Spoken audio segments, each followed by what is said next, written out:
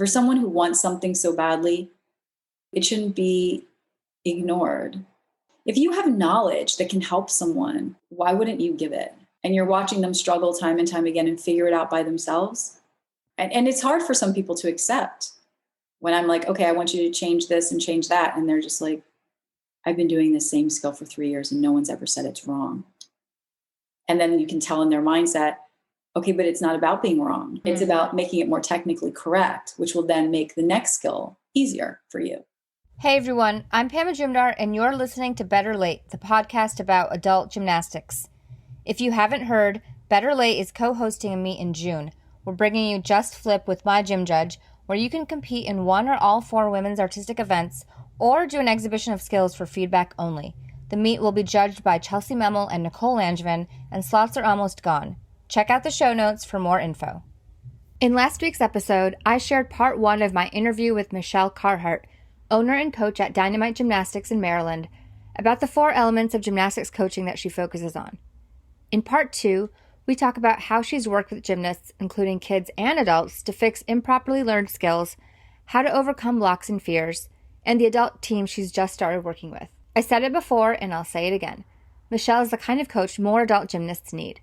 I hope you enjoy this episode. There are a lot of elements that I think people just pick up from when they were coached. And I think reflecting, it really is a balance.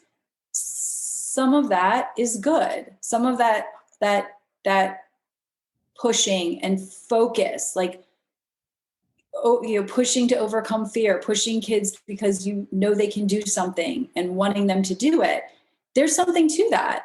And I do have really high standards for my gymnasts. My gymnast would say, like, you always had you held us to the highest standard, but you also helped us get there. And I think it's a balance. It's a balance. And you'll find, every coach is different and they have to, and it's an evolution. Coaches typically aren't the same. They evolve as well. But my concern would always be causing harm. I don't want to cause harm.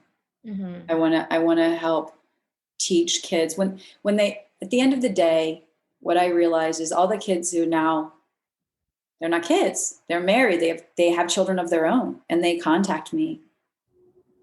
It's never the skills that they remember. They don't remember the skills. They remember how I made them feel. Mm-hmm. And that's what carries them through their lives. I mean, coaches spend more time with kids than they spend with their own parents. And it's a huge obligation. It's a huge obligation. You're helping shape that child. So I guess, I will say I haven't always done the best job, and I learn every day. Oh man, I made that mistake. Oh God, I shouldn't have done that.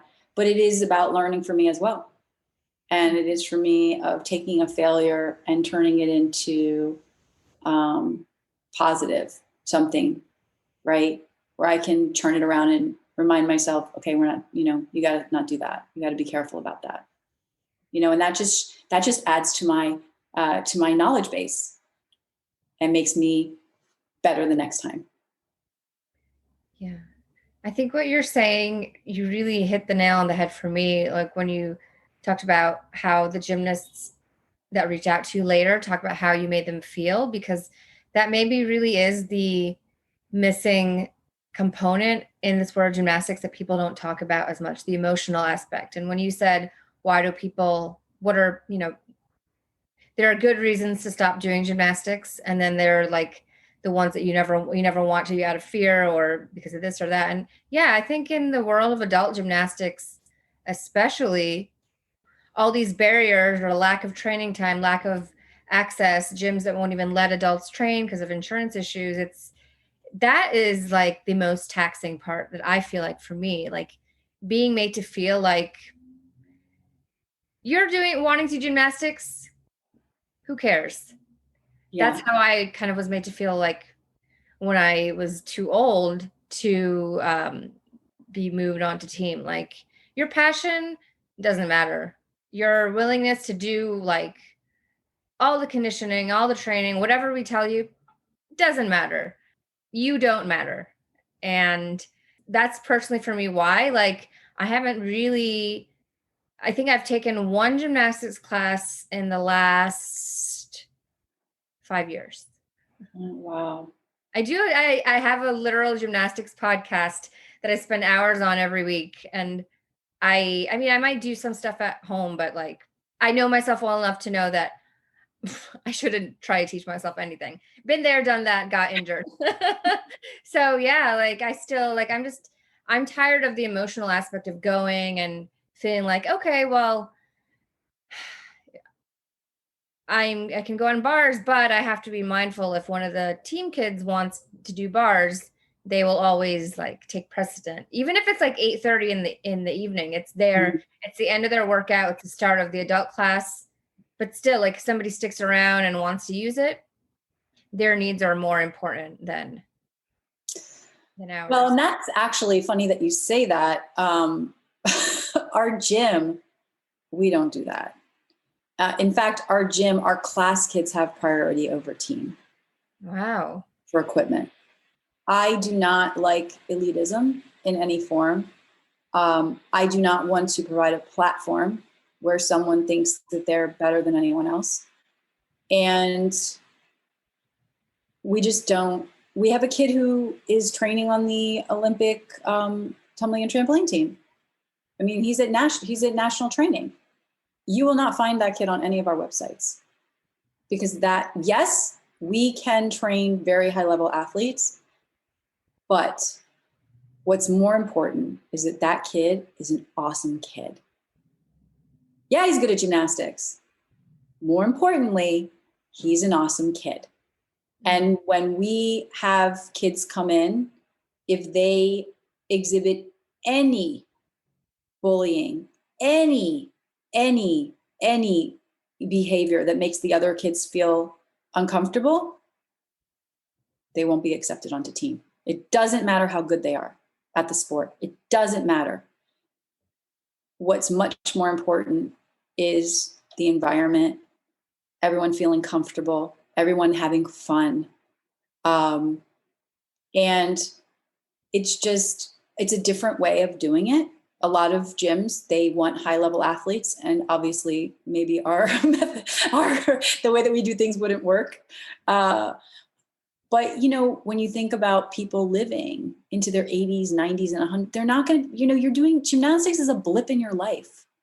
I mean, for most people, not all.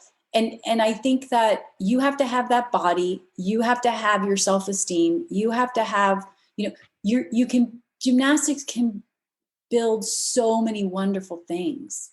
So many, when I look at me, the perseverance that I have, I don't give up. Just like when I was a kid, I will do 1,000 cartwheels until I learn an aerial.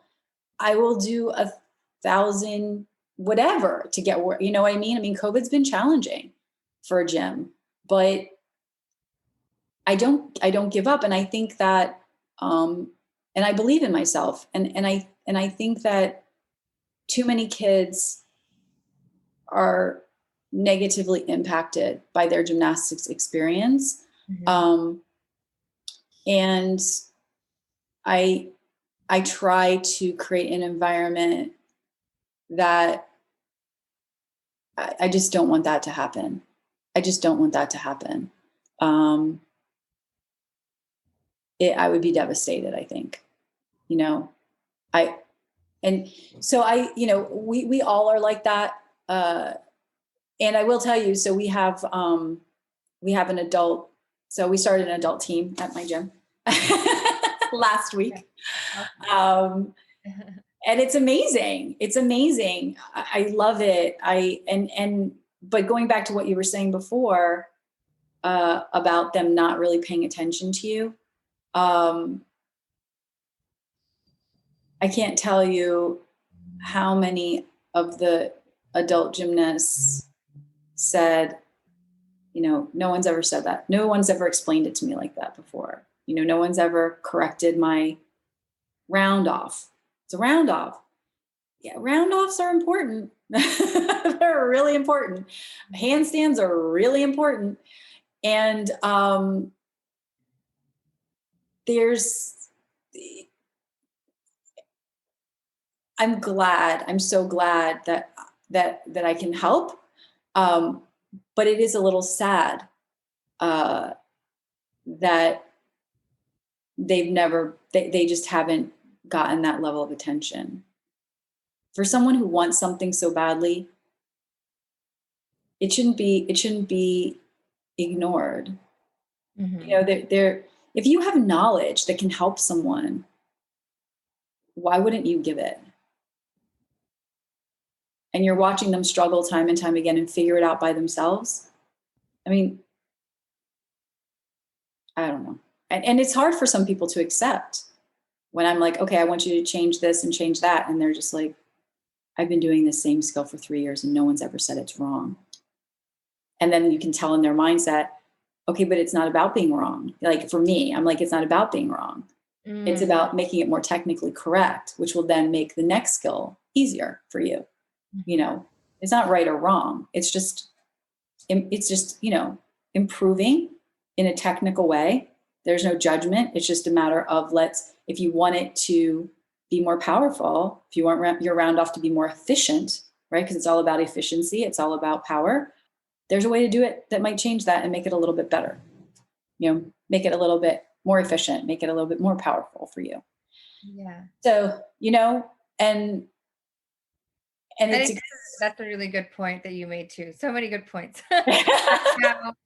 It's not about you're being wrong, because I think as it's somewhat human nature as adults to think about the sunk costs, how much time we put into something, how many times we've tried, instead of let's, and I'm telling this because I need to hear it, but it's let's not focus on all the effort up until now. Maybe it was all misguided and done incorrectly. It doesn't matter. Focusing on that really doesn't do any good. And like you said, it's not about being wrong, and the way I look at it, it's it's not about the ego at all. It's about, if you love gymnastics and you're here and you have a wonderful coach like Michelle who can tell you and show you everything that you see and understand, and the fact that you believe in your athletes, you don't in spite of anything that other people might a lot of coaches feel like they can believe in athletes if they're the right body type, if they meet this criteria, if they're strong enough on a certain day, on a certain drill. But I love how it seems like you just believe in people, period. Well, I do, because I think that gymnastics, it's not something that is only for a certain group of people.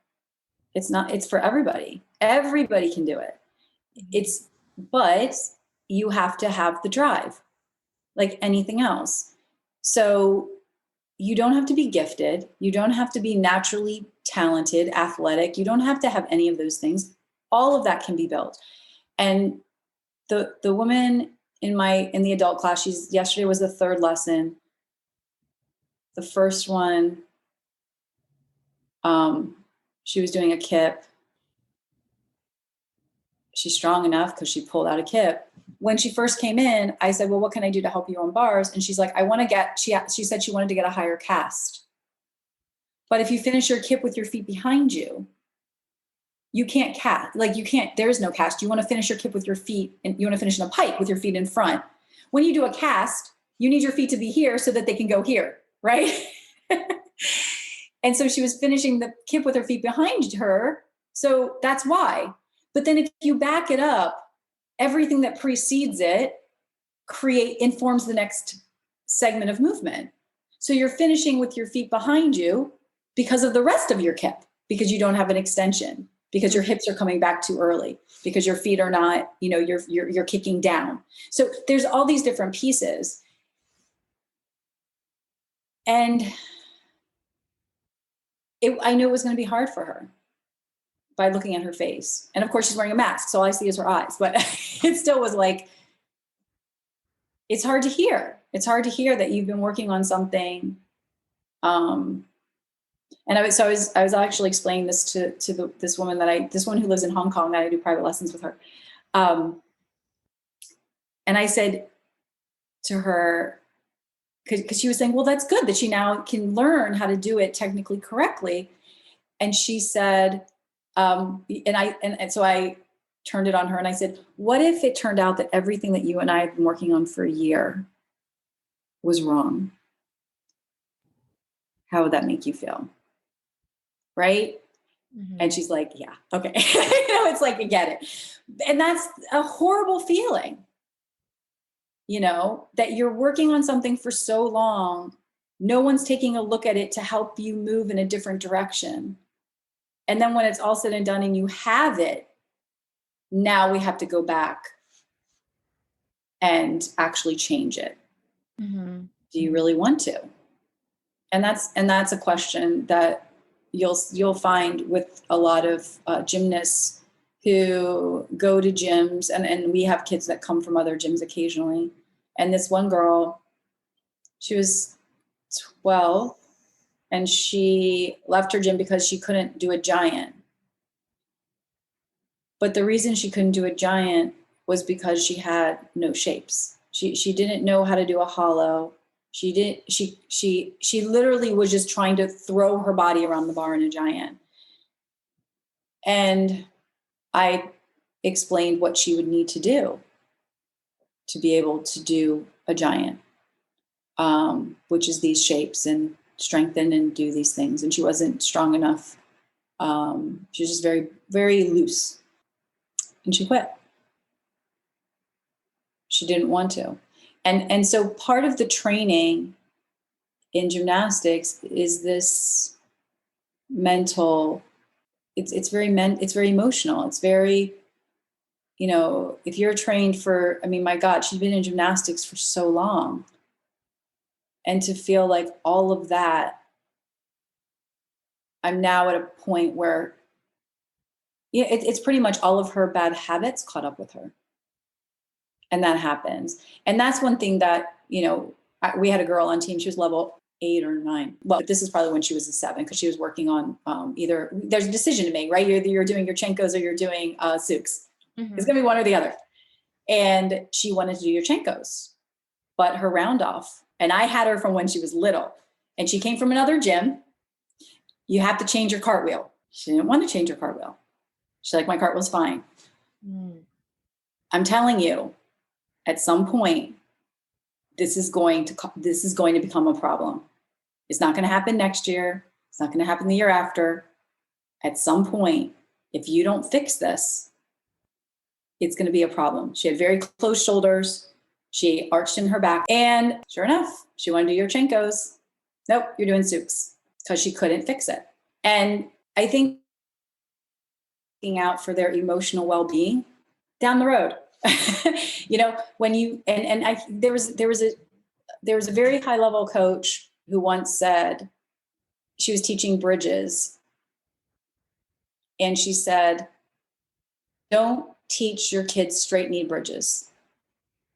Don't teach your kids. You want to teach the rocking. You want to teach the push. And it was so interesting because you see a picture of a bridge and the legs are always straight, right? That's because the motion of pushing ends in a straight leg because your shoulders are then over. Your shoulders are past your hands when you straighten your legs. But what happens is then people were teaching a bridge with straight legs, but that's misunderstanding what the straight legs were all about. Yeah. And how that shape then creates other skills. And this is part of when you start to really dig into how the foundational skills are so critical, you start to understand how later down the road, not taking the time to build these mechanics. And I will say, getting back to what we were talking about before, some kids naturally have this. They naturally have flexible shoulders. They naturally have a beautiful handstand. They naturally have this ability. It's for the kids who don't. Mm-hmm. And that's where you start to lose. Kids start to have to work so hard for something that's seemingly so small.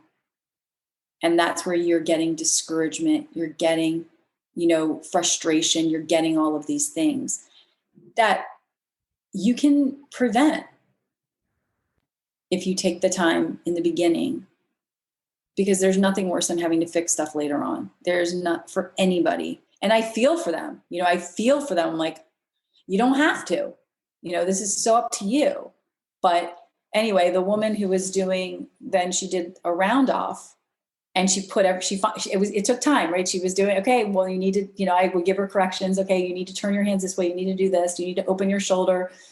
You need to get in lower. You need to do, all these things. And then she did this round off that was so fabulous. And she was like, yes. I'm like, yes. And that didn't take that long. That was like, that was 15 minutes and you fixed it. And so it's that was quick, but it's that kind of, now that she felt how she can make those changes. I think she's going to be more, that's going to be good. It's a great experience, so that now I think she's going to be eager to want to do that and continue. And so she showed me a video of her round up back handspring, and I'm like, okay, you have to work on your shoulders. Your shoulders are really inhibiting your ability to do your back handspring better. Yeah, the adult team is really coming along. These are some of the, pieces of it, though, that you have to contend with exactly as you're saying, because if you come from a experience of not really being, no one really paying attention to you, and then you get used to that.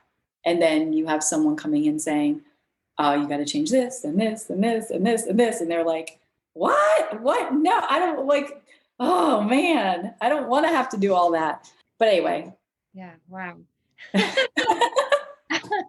I want to ask you about the adult team, because I do remember you saying when we spoke previously that you have a class for basically like super beginners and then a little bit more advanced. And you did say that in the first 2 years when you work with the team, you don't even work on skills, that there are shapes and movements and flexibility that are more important. And you've touched a little bit on that, but can you I'm really curious about what that would look like. And and I have always considered myself now more of an intermediate gymnast. And after this conversation, I'm like, I think I actually would probably need to be an absolute beginner again. Because I never got that training. There's so many things that I feel like when I tried to tack on things, it turned out that I had learned, like there are two ways that skills have been taught: the right way, and then the way where you learn the skill, but then you didn't learn it technically well enough to ever add anything on top of that. In our developmental program, and this is how I coach, it's harder with older kids because they always want to be doing skills. But it's a process where you dabble, but to teach, for example, I don't teach round offs until much later. And what I'll do, I actually build, I like to build a gymnast. So, if they do a handstand and their shoulders are closed, meaning their shoulders are like this, they need to be open. You want this straight line. So you have to assess whether it's a strength issue, a flexibility issue, or a fear issue. It could be one of those three. If it's a flexibility issue, why are we doing it if you don't have the range of motion to do it properly? Right? You can do 1,000 handstands. How is it going to get better if your shoulders aren't open? Because you can't. So this is where this philosophy comes from. If you're doing a skill, but you don't have the strength, flexibility, right, or shaping to do it properly, you're gonna, I'm all about like these understanding the habits, right? You develop a neuroconnection And even when you then gain the strength and flexibility, the change may not happen. And I'll give you an example. People have a gait. You've been walking your whole life almost, right? Like except for 1 year, you've been walking. Just because you get stronger and just because you get flexible, your gait doesn't change that much, right? Why? If you're stronger, if you're more flexible, it doesn't change. Why is that? Because your mind, you already have very strong neural connections for your gait. Okay. Same with gymnastics movement. If you do 1,000 cartwheels, and the cartwheel is closed shoulders, archy back, what makes you think when you actually can open your shoulders and you strengthen your core so that you can do a straight handstand, what makes you think that cartwheel is going to change? It's going to be hard. And there are people that change very easily. They can wrap their brain around it and they can make their body do something very different. Other people, I'll give you an example. I was doing a back tuck clinic at a cheer gym, and they do back tucks like back handsprings at this gym. They just do a back tuck. No set, no nothing. So the kids who had done back tucks, we went through I have this whole process of teaching a back tuck. That's actually not hard. First, you learn a block. I teach the mechanics. I explain it. You have to block, and then you're rotating around your shoulders, right? When you flip back like this, you're rotating around your hips. You want to rotate up and around your shoulders. So you block, and your hips come forward a little bit, like as if imagine if you're hanging on a bar. If you want your legs to do a tuck up, you would open your hips, right? You would swing your heels back, and then you would roll up. That would make it easier than just hanging and lifting, right? So you basically do the same exact process, like that exact technique, but standing. So you push your hips open, and that facilitates a rotation. Okay? Mm-hmm. And then you use your lats, and you pull your body up and over. Okay? So we went through all of it. The kids that had done back tucks before basically taught themselves. No change. No. And I could have them do that drill 1,000 times. But what was more ingrained was the way they've always been doing it. But I get a beginner. Have you ever done a back tuck? No? Ho-ho! Perfect. All right. Awesome. They had nothing nothing to rely on. They had no understanding other than what I taught them. Mm-hmm. So because of that, when kids come in, I want them to be able to show me a straight body handstand. They have to be able to be straight. They have to be able to do a tight arch, which is like an arch. They need to be able to do a hollow properly. They need to have handstand? No. Just show me. Okay. Yeah. So they could do a tight arch this way, hanging on a bar. They need to be a tight arch, or doing a Superman shape. Uh-huh. Okay. Hollow with their back on the floor. But then also in a handstand. Mm-hmm. So so these are the shapes that they need to know: tight arch, hollow, bridge. And you see a bridge with shoulders over, because a walkover is simply a transfer of weight. So if, what I tell them, I'm like, your shoulders are like a bowling ball on a stick. So you have the stick and you have a bowling ball. If your bowling ball is here, which way are you going to go? If the bowling ball is this way, which way are you going to go? So when you do a bridge, if your shoulders aren't past your hands, you're not going to be able to do it. Mm-hmm, mm-hmm. I can tell by a bridge whether someone's going to be able to do their kick over. Because if their shoulders can't get over, you're not going to be able. We have this thing called gravity. I'm like, guys, gravity. It's pulling you down. So here, which way are you falling? Maybe you can balance. But the second that you go one way or the other, you're falling that direction. No different in gymnastics. Gymnastics uses gravity all the time. All the time. Centrifugal force, all these fabulous physics things. Mm-hmm. And teaching these shapes then allows me to say, okay, when I'm teaching a giant, you have the straight, you have the hollow, you have the tight arch. Now this is what we're doing. I need you to think about all of these shapes. And I do private lessons with a girl who goes to another gym. And they don't, this is just their style. They don't really teach. They let the kids come in and they'll say, okay, do you want to do giants today? And then they'll say, okay, we'll get on the strap bar and just play with it, kind of figure it out. You know what? That works sometimes. You'll have the kids, the really talented kids will absolutely figure it out. 100%. It doesn't work for all. So I taught, so with her, she was weak in a lot of different shapes. So we went through the shapes and her giant was great. Her giant was beautiful. And then she went to her gym and they were like, okay, guys, do it like her. And it's like, you could just teach the shapes. It's pretty easy. But every gym, I don't want to talk poorly about it. Everyone has a different way of doing things. So, it just, for me, and there also is a detriment to the way that I do things because, you do need to get on a bar and you do need to actually do the skill.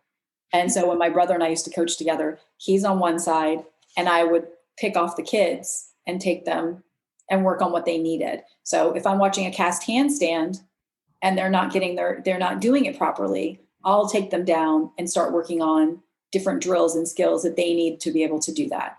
But yeah, I mean, it really is important to teach the shapes, and splits are so important. They're such a critical component of movement. In a cartwheel, you go through all 3 splits. And if you can't do your splits, it's going to be a challenge. And if you don't have a pike flexibility, a cartwheel is going to be a challenge without pike flexibility. I have a girl, she can barely bend over and she can't bend over and touch the floor with her leg straight. So then she's going to try a cartwheel and put her hands on the floor where she has no flexibility. She can't straighten her legs when she does a cartwheel because she just doesn't have the flexibility for it. So, it's a very, it's like a prep, it's like a lot of preparation, the way that I like to do it. But there's a reason for it.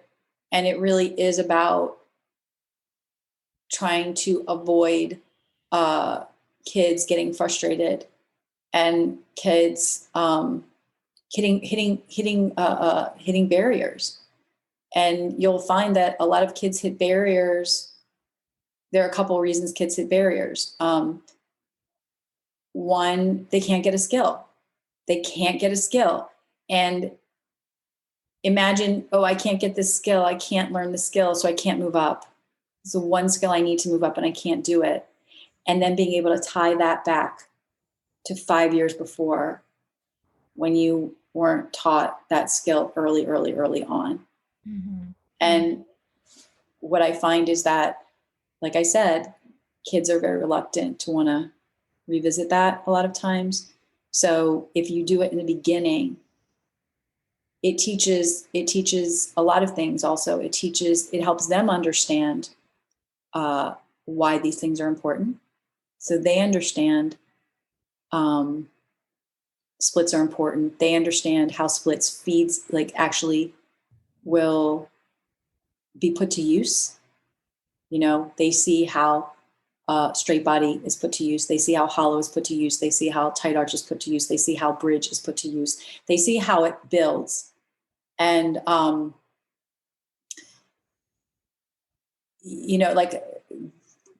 I see a lot of, even in the adult class right now, there are people with flexibility limitations that they're going to need to work on. Mm-hmm. Because if you come to me and you want to do back handsprings, but your shoulders don't open, how without creating a compensation mechanism that's going to create another problem? Are you going to use your back? Are you going to bend your lower back and hinge in your lower back and have back problems? Is that worth it? No. So we need to work on your upper thoracic spine mobility. We need to work on your shoulder flexibility. hip flexors, right? Because in a bridge, you bend in a certain number of spots. You can bend in your shoulders, your upper thoracic spine, your lower spine, your hip flexors, and your knees. Like, ding, that's your bridge. So what's it going to be? And you see people bending in their lower back. No, why? Let's not do that. That's not good. So if you can disperse that and make it more in their shoulders and your upper thoracic spine, you're going to have a more balanced, healthy bridge. And then that healthy bridge you can incorporate into these other skills. Mm-hmm. So I kind of answered your question in a very roundabout way. You definitely did. And I mean, a lot of what you said I'd relate to very much, because when I competed as an adult, I was, this is like 10 years ago. So I was looking to get to level 6, which is, I think, probably level 5 now, but I knew that I had to do a flyway in level 6 off bars.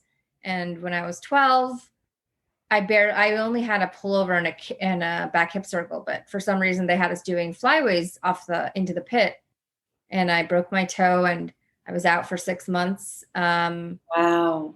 Yeah. Like it was just like I don't even remember if I went to the doctor, but I knew it was broken and I dealt with that for a while. And yeah, I, to this day, I can do kips on the low bar or I could, when I did it, I could, like, a lot of people have said, how can you do a kip on the high bar, but you can't do a flyaway because the kip is harder? I'm like, well, I guess not. I never had a mental block with kips. So, but I just can't do flyaways yet.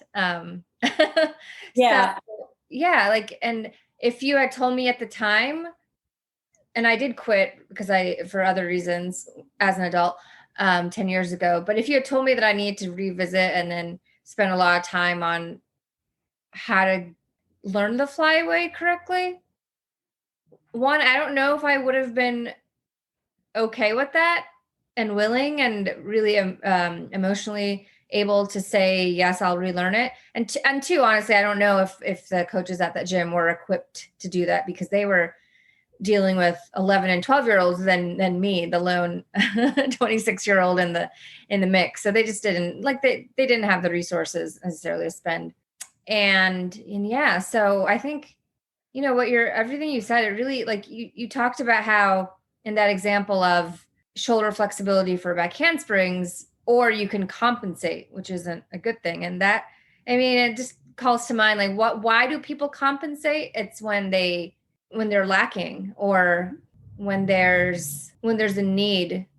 And I'm saying this like not the way I need to rephrase that. People compensate in order to, when they're ignoring something else, in a sense, and that catches up with you at some point. And I think that what I find interesting and sometimes kind of frustrating is that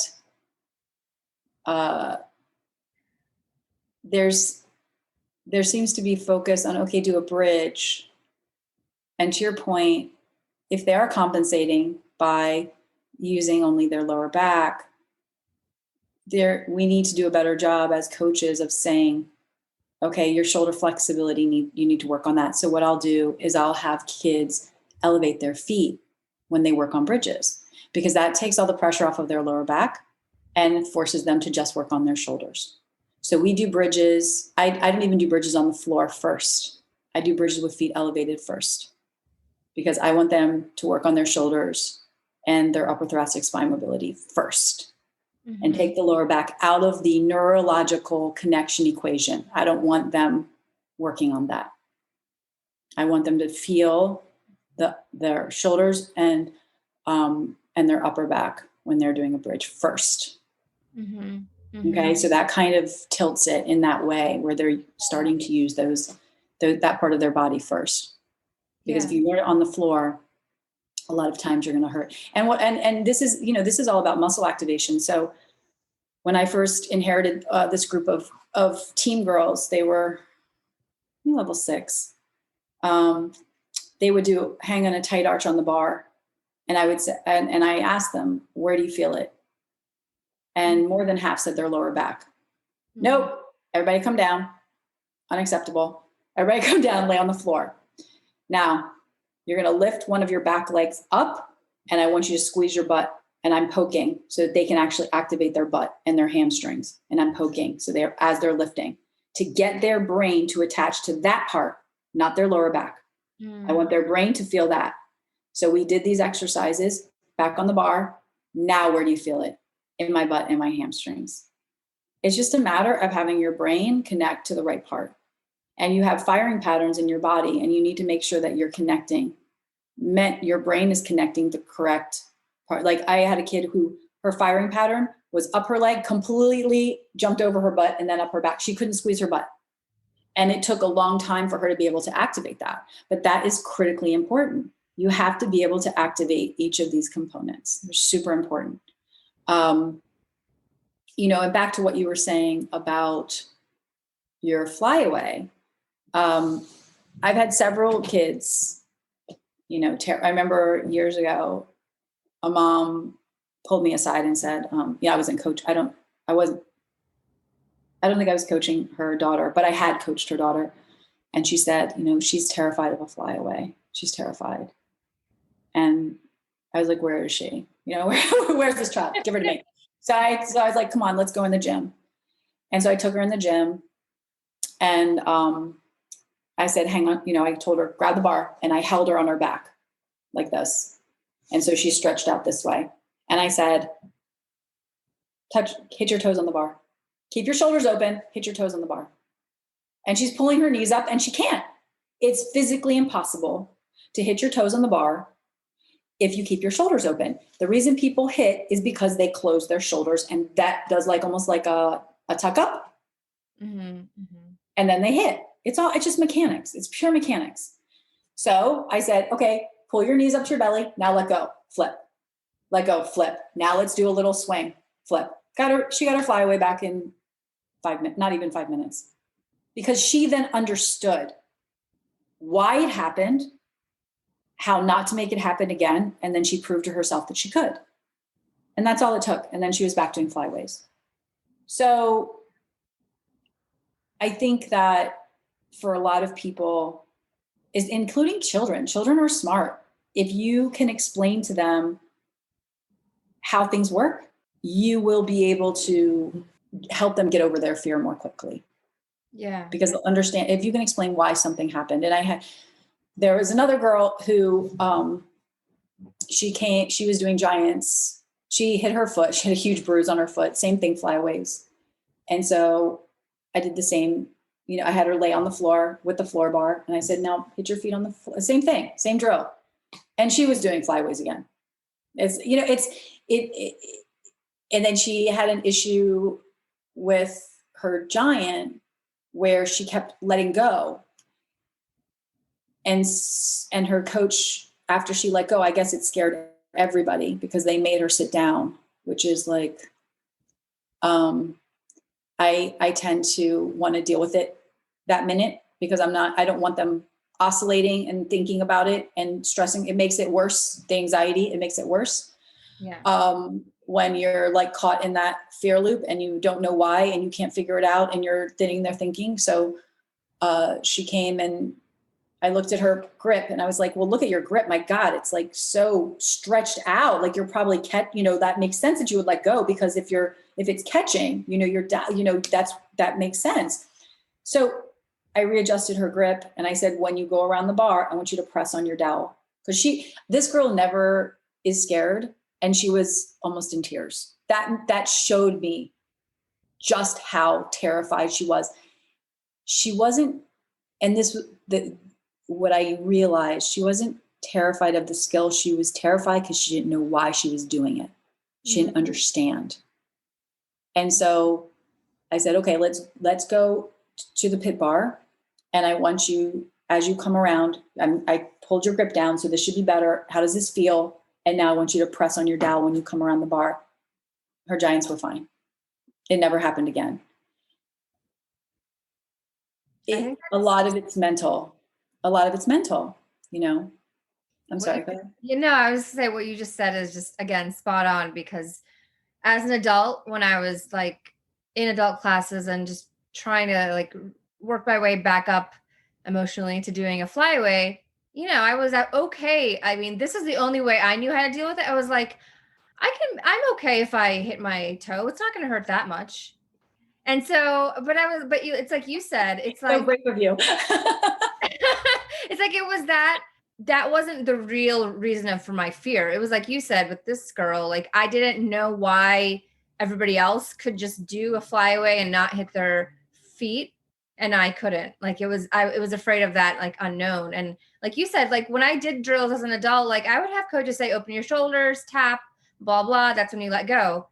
So I knew intellectually, like, what I was supposed to do. But until you told it to me, I didn't realize that, oh, the way Michelle described it, that's why I hit it, because my shoulders weren't open. I knew I was supposed to get there and I wasn't quite doing it, but I didn't know that that is the reason why. So maybe that is the thing I need to, that's the thing that I need. I just need to do drills that isolate, like, my shoulders being open. I'm not saying just as in, like, that's like, No, that's literally it. And you're and well, and you just exactly hit it on the head with your response, which is the way that kids respond, which is, oh, fear is no longer what I'm thinking about. Now I'm thinking about how I need to do it. mm-hmm, mm-hmm. And that is when you know you've succeeded, right? Everyone has succeeded, because now you're starting to think about it in not an emotional way, but you're thinking about it in a, okay. And when I say emotion, let's say fear, in a fearful way of what could happen. Instead, you're focused on what you need to do, Mm-hmm. right? To do it correctly. And that is what I see as success. It is really shifting the way that people perceive fearful experiences and how they recover. Yeah. And how they can shift from that fear. And, I'm working with this, like I said, there's a couple in Hong Kong that I work with, and they have access to a gym. She owns a gym. And I've been amazed at the change in the way that he in particular has just done an amazing job at overcoming his fear. He used to balk all the time. And that's one thing that I do not tolerate. It's so dangerous to balk. And it really is a success for me. I don't care about the skill. Are you able to think in a way where you're not beating yourself up, where you're really not thinking in the negative, but you've shifted, and now you have the tools, and you just know everything is just data. That's all it is. All right. I'm telling you, you need to do this and this and this, and this is why. This is going to create this. This is going to create this. Because one time he said something like, oh gosh, I can't remember what it was. It was like something like, oh, that just happened. I can't believe that happened. Wait a minute. What do you mean that happened? No, you didn't jump. So you landed short. Like, it's all you. Gymnastics, there is no mystery. It's literally you and your body. That's it. Yeah, there's some, of course, like some equipment, but let's be real. It's really you. And so that's one of the important elements and mindset to get across. Things don't just happen. Everything informs the next movement. This girl was doing back handsprings on beam, and she's like, my wrists are hurting. And so I watched her back handspring. I'm like, how can your wrist not hurt? You're closing your shoulders so much that you're leaning forward, and your wrists are like bending like so far more than they ever should. Mm-hmm. You have to open your shoulders because you're not sitting back. It's all informed. You have to look at the beginning that informs the end. And so if you can look at it and say, look, the reason your wrists are hurting is you're not sitting back. She's like, what? Like, yeah, sit back and you will not hurt your wrists anymore, because your shoulders will have time to get open, and then you won't be so heavy on your wrists. And so it's these sorts of things where, in gymnastics, it's very much, nothing happens in a vacuum. And so understanding the process and explaining, I want the kids to understand the process. And I want anyone who takes I want to have them understand, because it takes away the fear when you can point to something and say, I didn't do this, and that's why the outcome was this. Yeah. It's not a surprise. Yeah. Right? And all of that is fixable. Every single part is fixable. That's awesome. I think we'll end on that very optimistic, positive, which I love. You are just, proof that the right coach makes all the difference. Thank you. It's hard. I just, thank you. I appreciate it. It's, I don't say that lightly, because I've, how many, I think I switched and stopped 7 to 8 times as a kid. So I tried all the coaches. Some were good, and some were just unfortunately they just didn't teach all that often. So, it's just, so I know how in my experience, and having not started when was conventionally considered the right time, I know it's rare, and it gets harder and harder as somebody gets older or veers away from that ideal body type that's been popularized, how hard it is to find a coach that believes in you and believes in your capability, but also, and I think also believes in themselves. Because it's one thing if you don't believe in me, but if you're a good coach, you should be able to work with somebody who doesn't have baseline talent but has that passion. If you can only coach the talented kids, then what does that say about you as a coach? I'm just saying. Yeah, I mean, I will say that's really important that you say that, because it is much easier to coach talented kids. It's exhilarating to teach talented kids. They learn so fast, and you end up feeling so much a part of their progress. But I would argue that if you, what I've been really fortunate that I've been in a position where I've had to challenge myself and learn how to work with kids that had completely different goals and that weren't necessarily, I just fell into this. It wasn't something that I planned. But I will say that I get more pleasure from helping someone who struggles, and there really is no one else who's been able to help them. Like that little girl, the little girl who came to me, who was in a gym class somewhere else for years. And when bars came around, they would just have her sit because she was terrified of doing a pullover. And then her mom brought her to me, and all she wanted to do was learn a pullover, but she was terrified. So, I mean, how horrible is that to live with that fear? And she's a kid. She's 9. She was 7. And so, and it took forever. It literally was her bending over the bar and touching the mat was the first step, because she was so afraid to do that. Mm-hmm. But in one lesson, she was doing a forward roll in bars in one lesson, and it was incremental.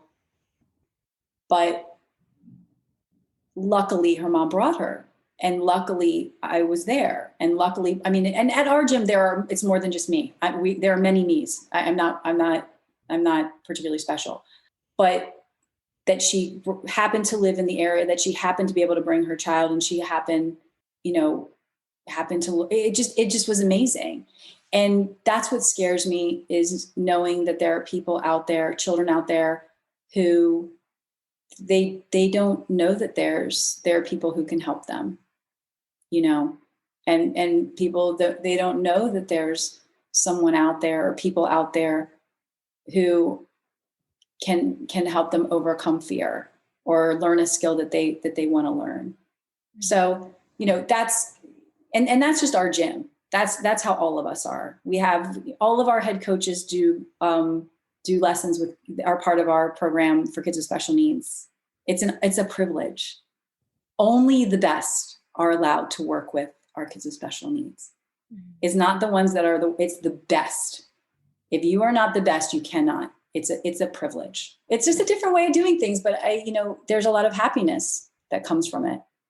And that's kind of what I think that we try to do is we want kids to be happy, and we want them to develop life skills where they're going to be happy adults. I hope you enjoyed my 2-part interview with Michelle.